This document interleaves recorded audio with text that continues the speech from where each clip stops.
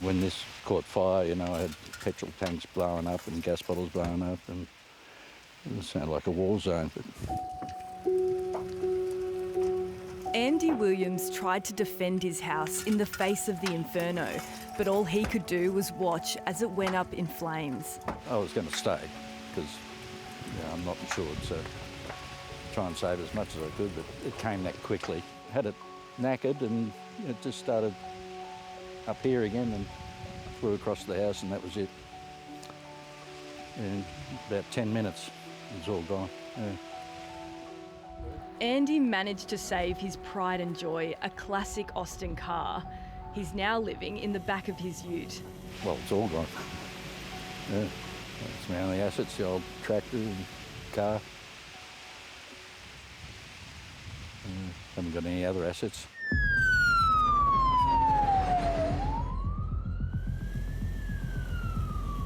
A state of emergency has been declared in some parts of Victoria. Today, it was confirmed cattle farmer Maxwell Hobson died trying to defend his property after his body was found near a vehicle on Sunday. More than 350 structures have been destroyed and almost 400,000 hectares of land has been scorched. Blistering heat and strong winds fanned more than 60 fires across the state. One of the most destructive has been the Longwood bushfire in the state's north.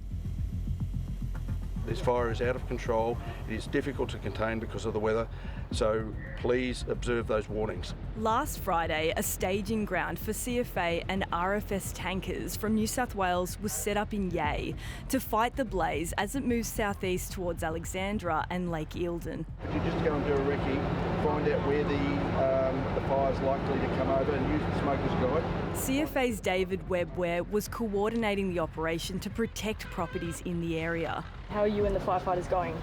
We're going okay. We're going okay. We've got a number of strike teams here. We've fortunately got just got the Rural Fire Service strike team into Yea, and they're an immense help. We've got a CFA pumper tanker strike teams, plus we've got all the local resources.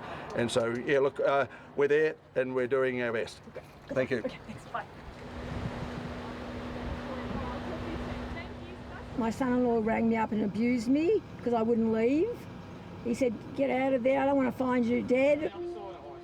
Locals Marie Oddie and Shirley Birch were receiving panic calls from family and friends, telling them to evacuate Yea. I'd rather just go home to my place and sit there and wait, actually. I don't really feel like driving anywhere. But I don't want to... my house is really old, double brick house, so I think it's pretty strong. Marie and Shirley didn't realise how close the bushfire was until they spoke to firefighters. The advice is to leave. Yeah, that's the advice on your Vic emergency. The pair then decided to evacuate to a friend's house outside of Yea. All we could see was the black smoke, and it was like we were driving into it, and he was freaking out, and I was trying to stay calm, but I was freaking out as well. Vicky Selms and her son Lance were camping near Yea but fled to Seymour when the bushfire started approaching. I just stayed up nearly all night. I was up and down. And then we woke up this morning and then what did you say to Mum? I said to Mummy survived. Yeah, we survived. And that really was, wow, we did survive, yeah.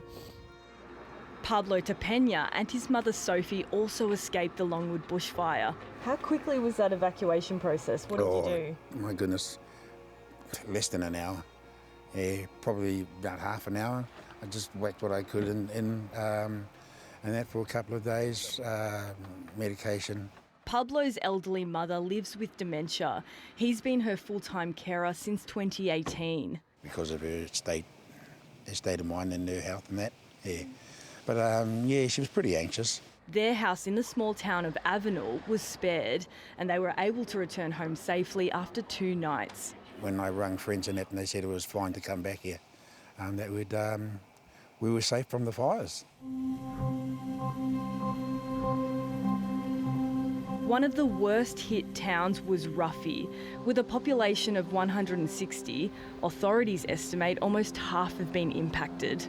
Oh, it's just horrendous. Like, you always hear in reviews of the sound and the roar, and it's exactly right. It's like a jet engine. Ruffy CFA captain George Noy and his team faced a relentless fire front before it tore through their community. They were spotting everywhere ahead of the front, which made it really challenging, and we're trying to get containment lines in off roads, falling back and try and pull it up, but just the fuel load was too dry, and when that wind changed and it come towards Ruffy, it just rolled over the hill to the next hill. We've walked down the main street of Ruffy and there's not much left. How does it make you feel seeing that? I mean, you're fifth generation here. Oh, it's gutted. Like, it's a tight-knit community. The TCC Community Centre, which was the old school, like, to see the hard work that went into that, and it's just obliterated. Our rec reserve, Pavilion, just obliterated. And all the houses in the main street, it's just there. This was an old school, but it was being used for community events and meetings. All that is standing on this property is a street library, a toilet block there, and parts of a playground. You mentioned the community of Ruffy is very close-knit. Oh, yeah, they're family. Andy Williams moved to Ruffy 20 years ago. He built the old school's toilet block. He also built his home. Well, it's just the end of the era, going up in flames, basically. The only things that remain on his property are his caravan, vintage car and shed. But he's missing someone important. My cat, Mrs. Slocum, he was a feral when I moved up here. It was either shoot him or feed him. And anyway, I fed him. He hasn't turned up yet, so fingers crossed. And me pet cow, he's got hot feet, but he's down in the mud cooling off. And then there's just me, so I'm coping.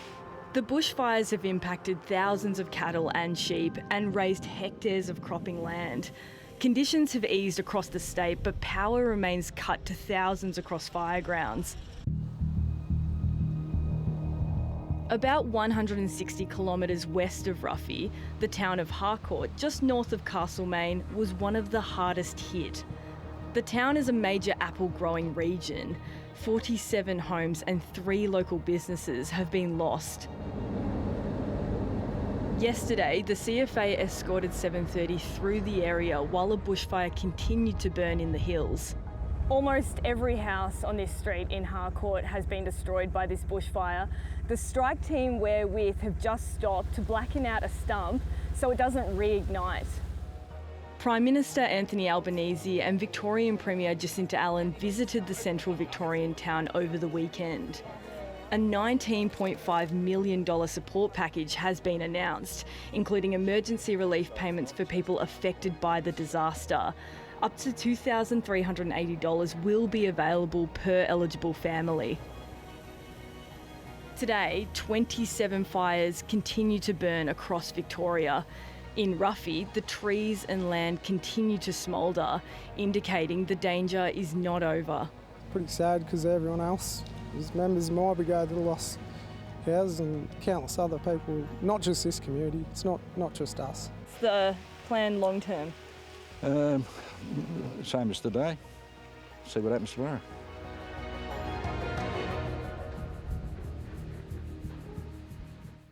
I spoke to the Victorian Premier Jacinta Allan earlier. Premier, welcome to the program. Thank you, Michael. We've just seen the extent of the destruction caused by the Victorian bushfires. Is the worst now over? Well, sadly for a number of communities, particularly in Gippsland, in the northeast and in the southwest, we still have active fires, Michael, going, as you can see from that description, in all different parts of the state. So there continues to be a number of community alerts. We have one emergency warning, while I'm speaking to you now, we have an emergency warning out for the fire. It's known as the Walwa Mount Lawson fire for the community communities around Corryong and Tallangatta. So, but also too for the Longwood fire, the fires around Dargo and East Gippsland, and then in the Otways, they are still active fires that are posing threat, and we have significant resources, firefighting resources that are being deployed. I know many Victorians have been following the advice, have got out early, have got out and saved and protected themselves, which is why we need to keep that up, because the fire threat has not passed. One person has died, hundreds of homes and structures have been destroyed. Also, talking of farmers, we've had fences destroyed, crops destroyed, cattle killed as well. Clearly, that's going to be a huge impact for the farmers of Victoria. What particular help is the government offering them? Oh, that's right, Michael. We've got so much of our beautiful prime producing land has been badly impacted by these fires. To date, something like 400,000 hectares has been burnt out across the state. So that is why the immediate support that the Prime Minister and I announced yesterday, $10 million in for fodder to help farmers feed livestock, because that's been identified as the key priority now. Michael, this is the immediate assistance and response. We know that there is going to be more that is needed to be done to support our farmers and primary producers. You mentioned the fencing work that will need to be done. There's community structures, there's homes that need to be rebuilt. So there is a big recovery journey ahead, and which is why the announcements of support that we have made yesterday and today are only the beginning. And they are the beginning where we respond to the immediate emergency need, fodder for livestock, the personal hardship payments that are being paid out, emergency accommodation. But if I could also mention something else that we've been providing support for that is, in my view, incredibly important. We're providing funding for additional mental health support services in these fire-affected communities. So many people in these communities, many have lost homes, many have experienced the absolute way the fire has torn through their community. I was in Natimuck earlier today, where residents, the local community, talk to me about the terror, Michael, that is experienced when fire rips through your community.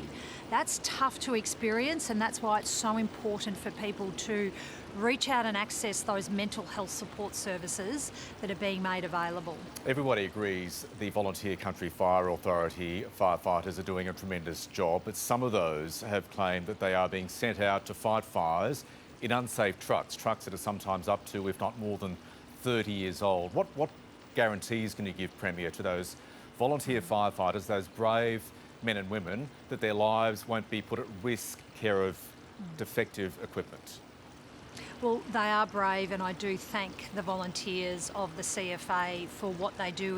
They don't just protect their own community, they protect so many others around them. And look, the Chief Fire Officer of the CFA went to this matter earlier today, that all the trucks that are deployed for operational services are deemed to be safe and ready for that operational purpose. But it is also why it is so important that, as we have done so, by increasing the funding year on year for the CFA, some of that funding has gone to what we call a rolling fleet replacement program, buying new trucks, new equipment, because you're right, it is so important that they have access to the modern equipment and trucks, which is why we've increased the funding, and part of the focus of that increased funding has gone to purchasing new fleet and vehicles. You made reference today to 167 fire trucks either being ordered or on the way.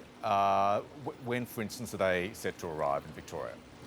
Yeah, well, as soon as they're manufactured through that manufacturing program, they are being rolled out. And again, it's why we need to continue to increase the funding as we have done so. It's to provide the modern equipment, the modern fleet for our firefighters. And it's also so incredibly important for the firefighters, for the local communities. And we'll keep this up, Michael. We will keep this up. We have that rolling fleet replacement program where we'll continue to provide the extra resources through the extra funding that we are providing.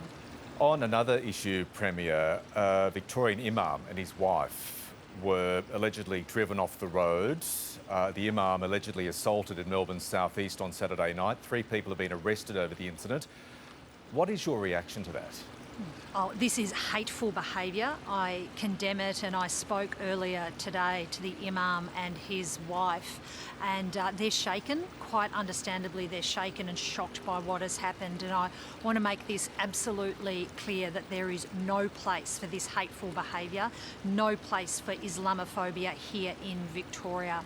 And I also want to say to the Muslim community as well, and particularly to Muslim women, who are feeling particularly vulnerable and have concerns about their safety, that I will fight every day for your safety, for your right to move freely and safely around our community, free from hate. And also I do want to acknowledge the role of the broader Victorian community. On Saturday evening, we shouldn't call them bystanders because they didn't stand by and watch, Michael. They got in and supported the Imam and his wife. And I want to thank those Victorians for that, and we'll continue as Victorians to support all of our communities, but particularly make it clear to the Muslim community today that we stand with you, support you, and we'll continue to work incredibly hard to keep you safe and free from this hateful behaviour. Premier, thanks for your time. Thank you, Michael.